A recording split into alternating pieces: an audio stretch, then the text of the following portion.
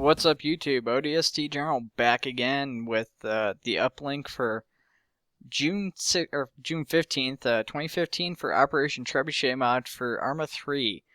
I almost didn't think this mod was, or this uplink was going to happen here, but all of a sudden, between today and yesterday, just a ton of stuff came out, and they put the uplink out late tonight. Well, late last night, I should say. It's now the 16th as of recording this video here. Now, to start off, if you guys can't tell, I'm in a hangar here. And this is where we'll start the video following the normal format. You got a little bit of gameplay followed by some picture time. But this frigate here is what this is. This is the inside of the frigate. Some items have been placed under it by HK Urban for an unofficial release of the hangar so you can start launching missions and stuff from it.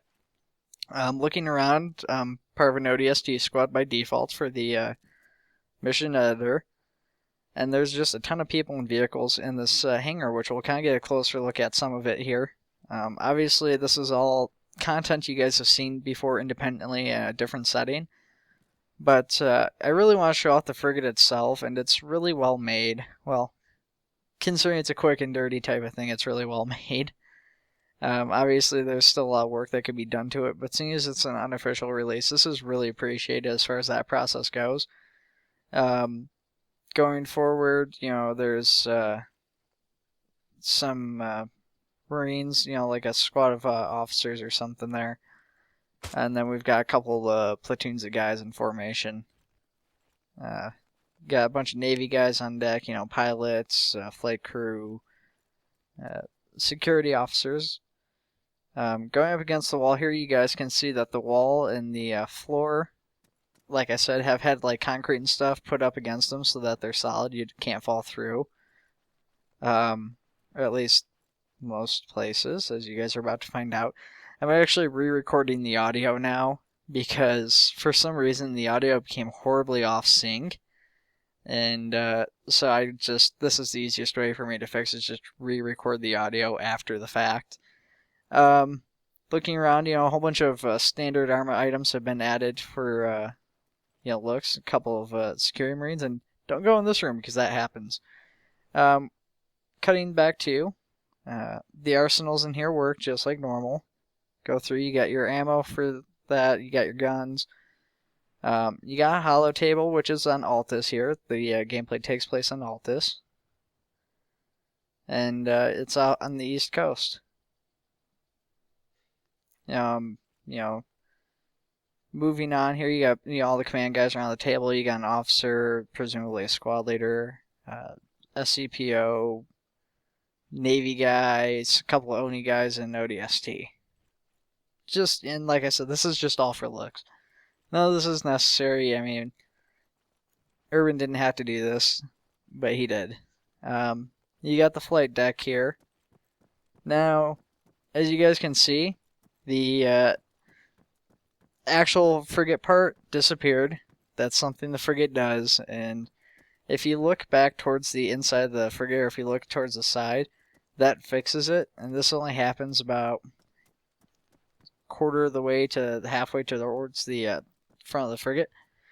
We're going to, of course, hop in the Pelican here, and we're going to take off and take a look at it. Now, I was going to try and magnetize the Warthog, but for some reason, it wasn't giving me an option in the scripting, when I know that when I placed it in the editor, I just automatically had that option.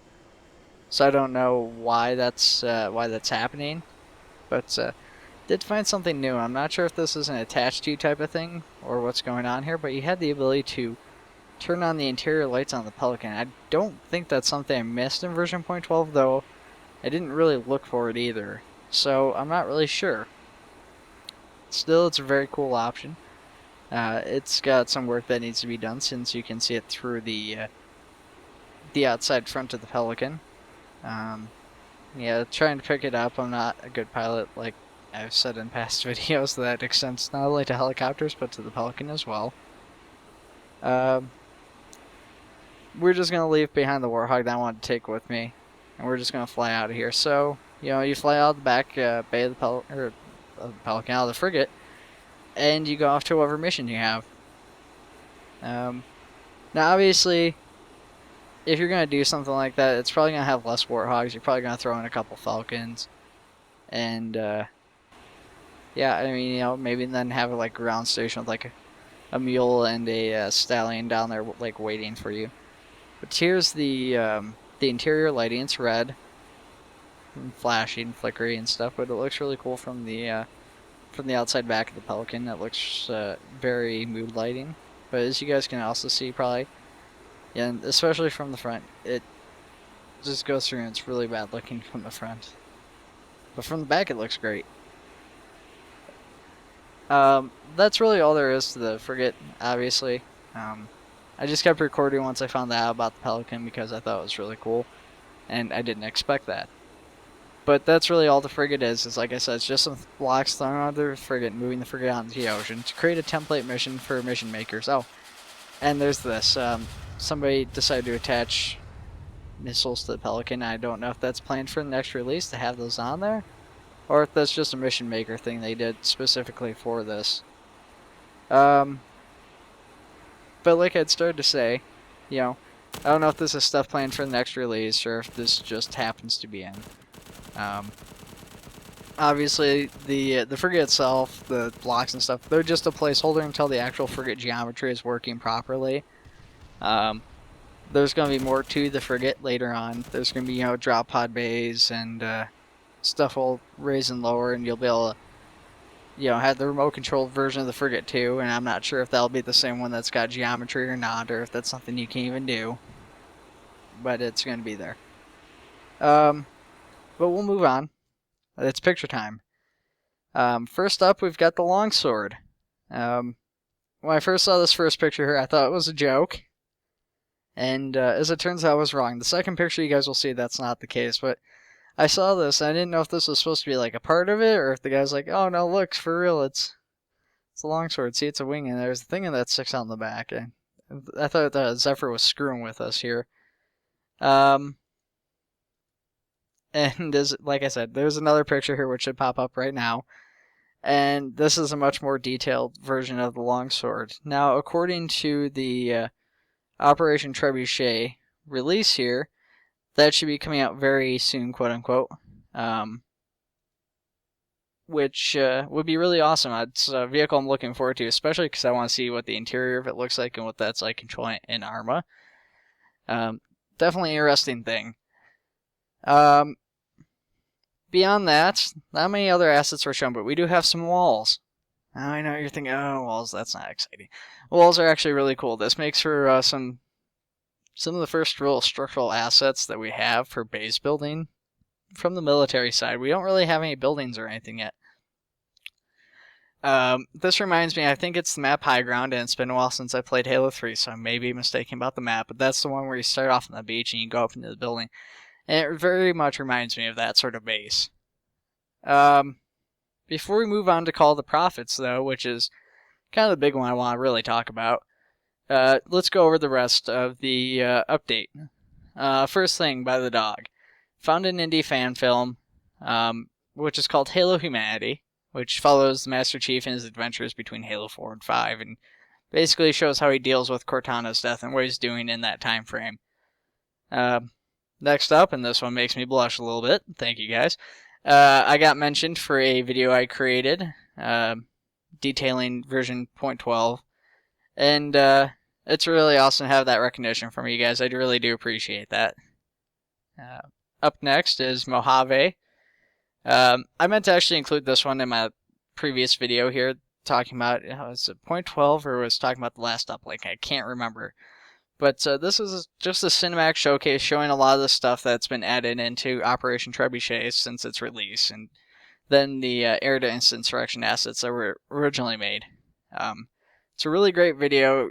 If you've seen my other videos, you've seen all the content, but still watch it because it's really worth it.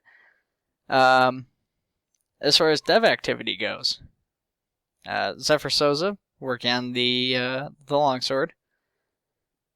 McChaffey is producing another track, which will be linked at the bottom of the video. HK Urban has been working on the walkable frigate hangar template mission. that's already up on the Steam Workshop. Once again, that will be linked in the video. You guys do need the MCC version 4. You can find that on Steam Workshop, although the easiest place is Armorholic to download it from. That's required to run the mission. Signal hack. So if you guys didn't watch my last Uplink video, signal hack is basically this AI we're working with to try and figure out what's happening with these ships, and it's kind of like an AR type of deal. In the last video, we had a picture basically a frigate going off course and then disappearing. The frigate was called the Cornucopia, which is reminiscent to one of the ships in Harvest that was the one we first had contact with the Covenant for. Now, I don't know if this is a tease for the Covenant, with the Call of the Prophets mod coming out and Dog working on it for helping the founder of it. I'm not sure, but if you guys haven't seen that picture, if you're unfamiliar with it, check out my last Uplink video. Skip to the end because it's closer to the end, and take a look at that picture. See if you guys can maybe figure something out that none of the other people have so far. So moving on to Call of the Prophets then. Like I said, there's a lot of stuff that's happened for Call of the Prophets here. Despite being one guy and making so little progress for kind of a long time here, he had model, and a few weeks later be another model maybe, and then it kind of sit on it. But and then all of a sudden he went through. He textured this plasma pistol, got some feedback, retextured it, some more feedback, retextured it again. So okay, well here's what I'm going with, and then don't hear from him for like a week, and then all of a sudden he comes out. He's like, okay, well I've got the plasma rifle textured, I've got the fuel rod cannon textured, and I've modeled and textured a ghost too, just out of nowhere. Like, we knew he was sitting on the plasma rifle. That's already had in-game footage shown working. The dog, like I said, has been working on projectiles for it. We've seen the model of the fuel rod cannon. Though we didn't know either of those were textured. But the ghost, that came out of nowhere. He just showed the model. Somebody's like, and then all of a sudden, like right after showing the model, he's like, oh, by the way, it's textured. And then like uplinks this picture here I've got linked right now. Some flaws were pointed out by one of the users on the thread, on the Bohemia thread I should specify. And the founder has already addressed that he plans to fix those errors. It is worth mentioning, of course, that he is working by himself for the most part. There is a gentleman working with him, but he is preoccupied with his own job and real-life issues. That's the major stuff to talk about. Couple other things, that I don't have images for, and kind of speculative stuff, so I'm saving this for the very end. Some of the stuff that's been talked about, but nobody's really confirmed one way or the other or shown anything for, is barriers. Forget who it was, but it's probably Endor Bradster, given the fact that he's working on the walls. Requested screenshots for any type of barrier from all the Halo games. So Halo 1 barriers, Halo 2 barriers, Halo 3 barriers. That means like the personal barriers and stands and stuff like that, roadblocks, stuff from ODST, anything he can get his hands on, he's looking for barriers for. Now, I don't know if he plans to create some of those barriers one for one, or if he's just trying to use them as general inspiration for creating these walls and other structural assets, but I think it's safe to assume we can expect a couple barriers of those to make it through one for one, which would be kind of cool. There's also been a conversation just over the past day or two here, talking about artillery and trying to convince the team to go with the Rhino tank from Halo Wars, or an older version of it without the plasma, of course. And I guess they decided to stick with the Foxcan, which is a mobile version, or at least a more mobile version that's kind of limited in what it can do, where it can turn and how fast it can move, but when it's mobile, it's much faster. That's really all the other stuff there is. Now, since I apparently have caught the Operation Trebuchet's team, if you guys would be willing to listen to me on this, maybe I suggest you guys checking out the Type 14 mine. Now, that's the bomb from Halo 3, if you guys are unfamiliar with it. It's an magnetic anti-tank mine. I can't model worth a darn, otherwise I'd be helping you guys myself, doing something useful, but hopefully this little thing just kind of helping people with the questions about, what's in the update and this and that. You can direct them towards my video to save your guys' self some time. But check out the Type 14 mine. It's basically just a ball. I don't know how tough that is to get into game, but I have a feeling you guys are more than capable of modeling that very quickly. And just, it'd be really cool to have something simple like an anti-tank mine that's, hey, this is a Halo thing, kind of like the med pack. It's not really necessary. It's not game changing, but it's that little extra detail that tends to really make a mod, really make a game. It's the small stuff, kind of combined with the big stuff. I mean, obviously, yeah, I'd love to see a Longsword or a Scorpion tank before that, but seeing as that's something so quick, I think that would be really cool if you guys could do that. But we're going on here a little bit longer than I intended to this time. I think, I'm about 7 minutes longer than I was last time on my last recording. So we're going to wrap it up. Like usual, guys, make sure to like and subscribe to the video if you haven't done so already. Make sure to keep your eyes peeled if you are subscribed for future Operation Trebuchet content.